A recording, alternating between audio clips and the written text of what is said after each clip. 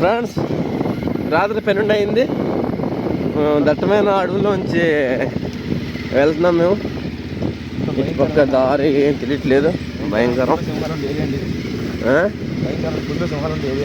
ఇప్పుడు మేము దొంగతనం వెళ్తే అక్కడ వచ్చేది ఒకటి వంకాయలు చూసాం. వంకాయలు పెట్టుకోవడానికి వెళ్తున్నాం. ఇక్కడ రాత్రిపూట బంతిపూట్లు టెర్రస్ట్లో ఏరియా ఇది. వేరే కాబట్టి వెళ్తున్నాము.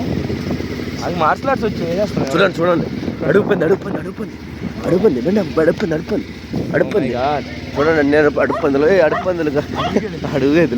అడుగుగెద్దులు ఎదురయ్యండి మనకి. ఇప్పుడు చూసారు కదా దారిలో అడుగుగెద్దులు, అడుగు కుక్కలు కూడా ఉన్నాయి, ఇక్కడ వస్తున్నాయి. మనం ఇటువంటి పరిస్థితుల్లోనే ధైర్యంగా ఉండాలనుకుంటే రాయి చేసుకుని మనకు ధైర్యం అనేది చాలా అవసరం. చూసారు కదండి అడుగుగెద్దులు వచ్చాయి. ఇప్పుడు ఇంకా దారిలో ఏంటో వస్తాయి మీకు మేము చూపిస్తాం. లేదు, ఇటువంటి దారిలో ప్రయాణించేటప్పుడు చాలా బలంగా ఉండాలి. ఆ మారణాయుధాలు కూడా మనం అవసరమైతే జాగ్రత్త పెట్టుకోవాలి. దేనిచో మనకి ప్రమాదాలు ఎదిరే అవకాశం ఉంటుంది. ఎందుకంటే ఈ చుట్టుపక్కల 20 కిలోమీటర్ల వరకు ఏ ఊరు ఉండదు. మేము దగ్గర ఇప్పుడు 15 కిలోమీటర్లు ప్రయాణించి వచ్చాము. మీకు ఒక అడుగు పక్షి 7-8 కిలోమీటర్ల వరకు మేము ఇలా ప్రయాణించాల్సి ఉంటుంది.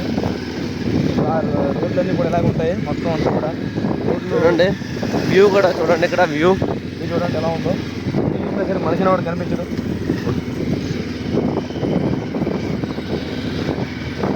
నాకు తెలిసి టైం ఇప్పుడు దయ్యాలు కూడా ఎదురవుతాయని డౌట్గా ఉంది నాకు.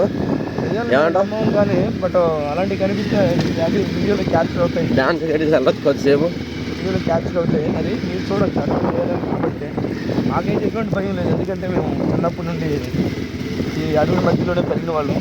ఇటువంటి అడవులు ఎన్నో చూసాం. చిన్నప్పటి ఆట వస్తువులు లాంటివి మాకు దయ్యాలు పోతారు అనేది. ఆట వస్తువులు